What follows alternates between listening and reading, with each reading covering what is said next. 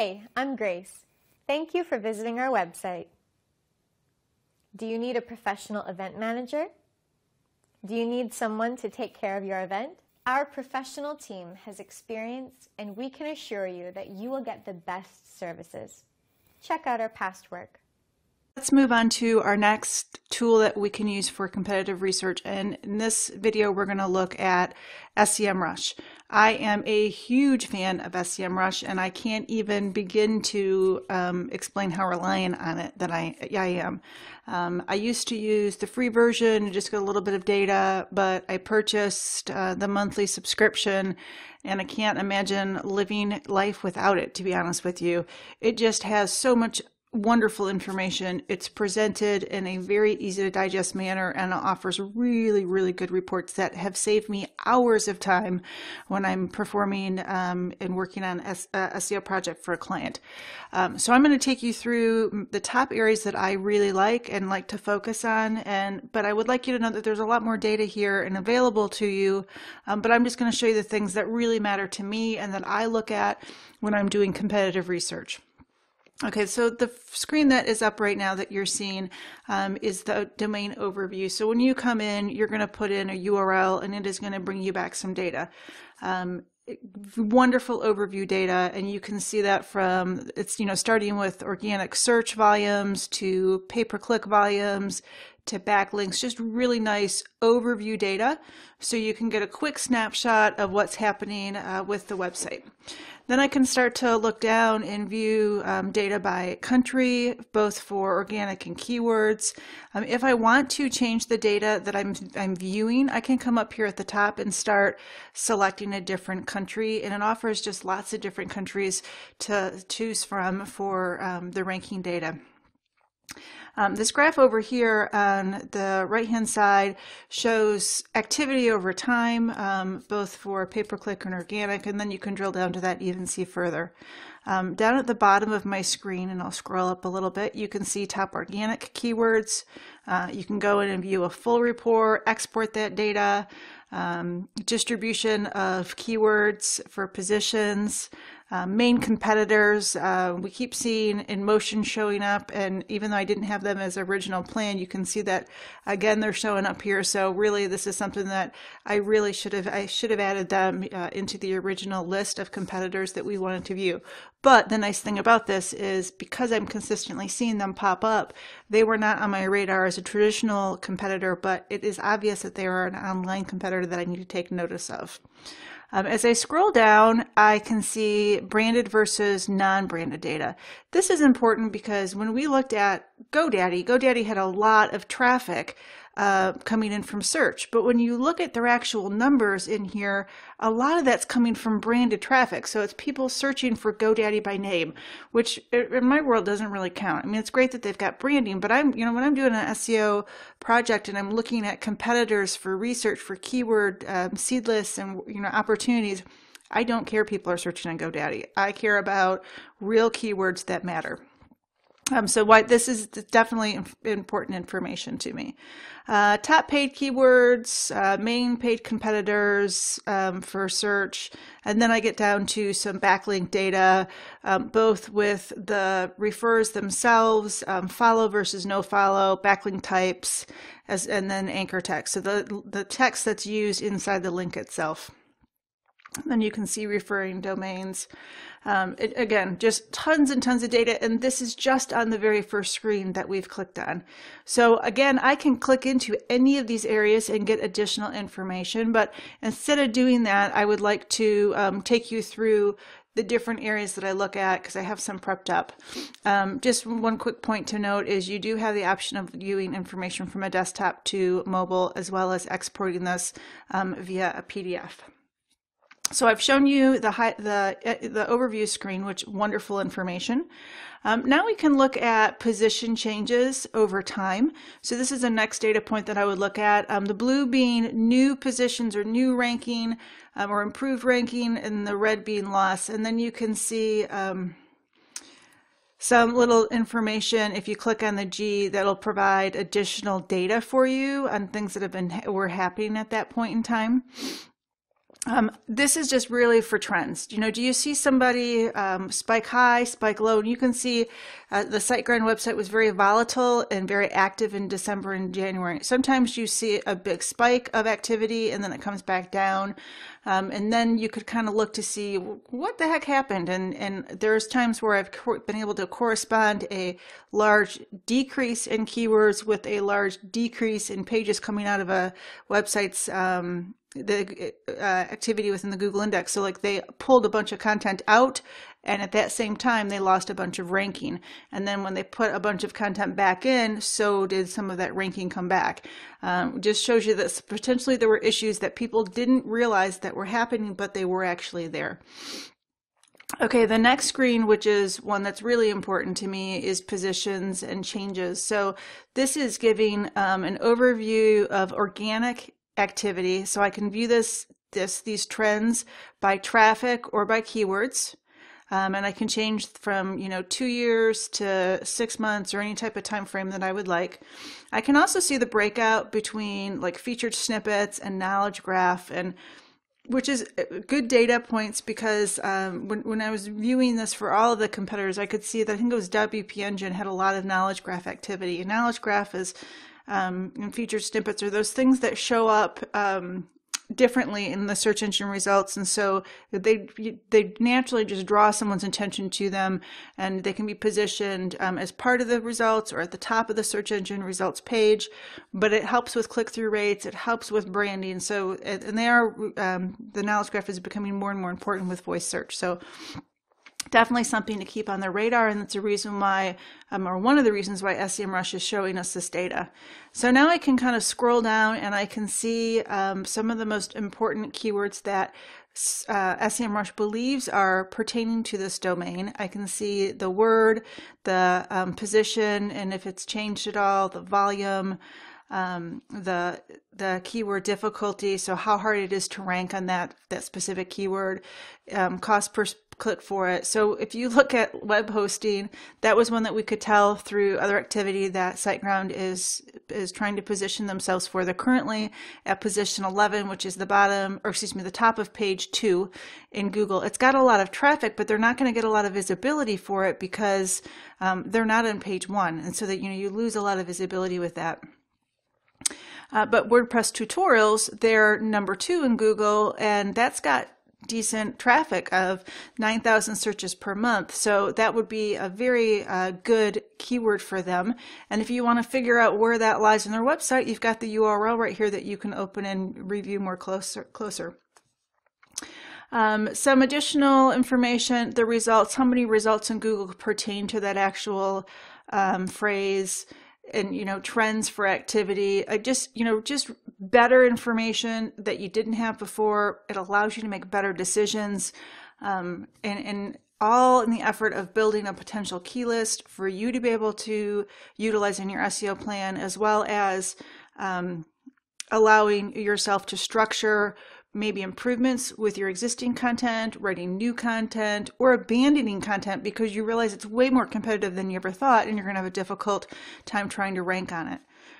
But I just really, really love this. And if I wanted to say, okay, no, really, I just want to see this and how it relates to WordPress, I could do that. And it will actually give me an updated list and just show me all of those phrases that pertain to WordPress. As expected, the WordPress tutorial would stay at the top, but now we get to see other things like WordPress themes. They're actually ranking number 13, and they're not really a provider of themes. So, that's an interesting data point. Okay, so moving on to some other information that we have available in SEMrush. So we looked at top keywords. Now we can see top pages for a given site. And I love this for both my own site as well as looking at competitors, because you get to see not just the top URLs, but you get to see how many keywords are associated to that URL. So there's over 1,600 potential keywords that could be ranking and could be matched up to this specific URL. Such powerful information when you start getting more and more in depth into this type of data. And so I could click on it and I can get additional information just for this specific URL. And now I can see top keywords for this URL, and I could view a full report, and I can continue to go down that rabbit hole of data, which is wonderful when this is one of your the potential keywords that you really want to focus on.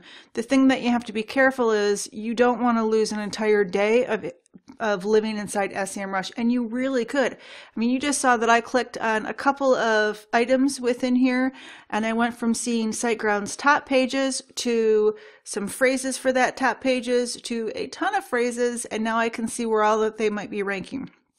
What does this do for me? Well, I know that page is great for them. I know it's bringing in a ton of traffic, and I know that I could potentially look at some of these keywords to see if there's any of these phrases that I might want to target myself and go after. And maybe I am targeting some of them and I'm not doing as good a job as them. So my next step might be over to go to that page and see how that page is set up, the kind of content they have. I can look at inbound links and things like that to really get a good idea of the activity for that. So just wonderful, wonderful data. Like I said, I really encourage you to use SEMrush. Okay, so the next screen that we can look at starts to talk about backlinks. So backlinks are those links coming into your website from third parties. So they could be websites, they could be blogs, they could be directory sites. This just gives you like a nice overview of total backlinks, referring domains. So this is the total number of links coming in versus the number of websites that are coming in with it. Then we get to see the domain score and a trust score for those as well, which provides additional information on, on how healthy this URL is. And if you ever have any questions as you're in here looking at SEMrush, you can just hover on that little eye, and it gives you wonderful information about that data point. Okay, now we can see below here how links may have come and gone over time, which is wonderful. You can see the 3 months, you can see a year, or you can go to all time. Next, what's the breakout of those links? Is it text versus an image versus a form or a frame? What about follow versus no follow? A lot of times follow are natural links, no follows might be ads or affiliate links. What's the distribution between the different types of extensions, .gov versus .edu, versus .org, etc. And then we look at the countries so you can see what countries are most linking in. And then down here we can see some anchor text. So this is important if both for understanding how they might be ranking in certain areas and if there's any potential future complications with their ranking. Google's definitely changed how they view these anchor texts coming in with the backlinks, and they're getting more and more protective of them. We noticed that Joomla templates early on in our research of SiteGround, they were ranking well for that. It was one of their top keywords. Well, we can see that they've got a lot of inbound links coming with that phrase, which can help contribute to that ranking. Same thing for web hosting. They have been targeting that with keywords with their homepage, and now we see that they're using that phrase for inbound links. Then you can see some other ones over here with WordPress hosting, etc. But great information, and then you can continue to drill down and look at things even more granular and see additional details on those backlinks to see actually the links themselves. Now this is really going down the rabbit hole because now you're starting to get just oodles and oodles of data. But if you are working on your site and you need to really increase your backlinks, these might be good sources of places you could try to position activity for your own site. Okay, so another screen that I love is this traffic analysis. I love this one. I've collected data and put on the template that I have available. The reason I love it so much is it provides wonderful data that you can't get really anywhere else. So, for example, I get to see what SEMrush believes to be their total visits, how many unique visitors are coming. So this is the total times people came, but how many individual people are actually coming? How many pages do they view per visit? What's the average time? What's the bounce rate? Bounce rate, you want a lower bounce rate, not a higher bounce rate. And then you can start seeing this change, over time. So maybe we just want to look at the bounce rate. Maybe we want to look at all of them. Here's some things where this would take into account, and especially if this is your website, you're looking at the bounce rate.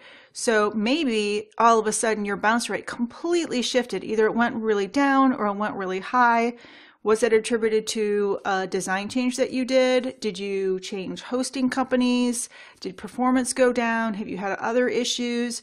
These are signals that you should research something, that, the activity of your website, and really kind of drill into what could be the problem causing it. Or if it's an increase, kudos to your design team for making sure that your website just became much more usable and people are staying on that site. Some additional information, traffic sources. I love to see this because I want to see what the breakout is. Where are people getting their traffic from? What is the breakout with search versus referral? Referral could be other websites or blogs versus social media like Facebook or LinkedIn or Twitter or direct. They're actually typing in the URL and just coming right in. I want to see this. We like to see a natural distribution of this so that it's not all dominated in one area versus the other. But the important thing here is you're going to see some variances with competitors, and somebody might have really strong referrals coming in and lots of traffic or very strong social media. And if that's the case, you want to see what the heck they're doing to see if you can kind of model after that and increase your own activity. As we move over, this is giving us additional details on those areas. So we have referring sites. Here's the websites that are sending traffic over. Then we have the social media sites that are sending traffic over, and then we have the search engines that are sending traffic over. DuckDuckGo is one that is gaining popularity. Bing, still hanging in there, good old Microsoft. Yahoo doesn't actually have their own index, and they get their traffic from Bing. And then we have Yandex and a bunch of other overseas from the US search engines. I love to look at the social media areas because you might find a surprising data point here. So, and what I noticed when I was looking at the hosting companies is that they all had kind of preferred social media profiles. So like GoDaddy got a lot of traffic from Facebook, and HostGator was getting traffic from Facebook and from Twitter. Out of the vendors that I looked at, the hosting companies, they had the most activity with HostGator. Bluehost was using Pinterest and Reddit. Nobody was really using LinkedIn. Nobody was getting really any great activity and love from LinkedIn. And SiteGround, for theirs, they were using YouTube, and you see 22%, which was significantly higher from any other vendor. All the other vendors were like 2%. HostGator had 11%, but still it was far behind, and you could just kind of see where they're spending their time and their efforts by looking at some of these numbers. Is it absolute? No, but it gives you an idea of where you could get some additional details and kind of drill yourself further in to find additional data points. Okay, so one final screen that I love is this SEO Keyword Magic. And you can come in here, and I use the phrase WordPress hosting. And so now this is just going to give me data points on alternate phrases around that. And so I can start seeing the main one that I put in, but then all of these alternates and search volumes, the keyword difficulty, so how hard it is to rank. And then I can actually look at data capture of the search engine results pages for this, or drill down further. Just really good information. If there's abilities to drill down, so I can even look more specific. Word count. So I could say, just show me words that are between 3 and 6 phrases, so I could actually try to go for more long tail. Or specific volume numbers. Maybe I don't want to go after, maybe I'm writing a blog post. I don't want to go after something that's high volume. I want to look at something that's only 500 or less searches per month. But this tool gives me that ability to do, and it's a really good research tool. So to recap some of my favorite areas within SiteGround, and where I really think it's important for you to pay attention to the data for competitive research, this main overview page right here, which gives you lots of wonderful information. This is your first stop. You should be collecting all of this data for all of your competitors. The next guy is some position changes, so you can see if there's been any major trends or changes over time for you and your competitors. The next one would be the positions and the changes that they've had on an individual keyword level. Remember, you see the top collective, but then you can see the individual phrases below, and you can segment those out how you'd like. Moving on, we've got the top phrases with the top URLs. We've got backlinks. And then we can look at the individual keywords themselves and just kind of see who's ranking and things like that. So much wonderful information. And if you're going to buy a premium tool for SEO, even if it's only for a month, this is the one I would absolutely recommend because it provides a very broad set of data, and it allows you to pull in data like the other tools did, but it gives you all of them in one wonderful tool that allows you to export data.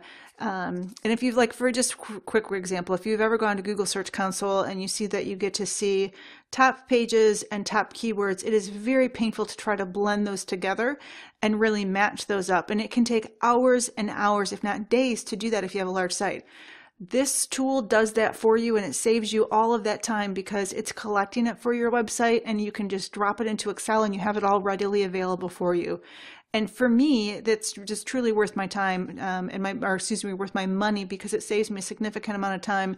It saves me a lot of mistakes that I could make with the data, and it gives me a lot of education and a lot of insight into my competitors or my clients that I can use to improve my SEO or their SEO. So definitely worth it. I hope that you take an opportunity to kind of dig through SEMrush, pull up yourself, pull up your competitors, and see what kind of information you can discover and how you can utilize that for your SEO efforts.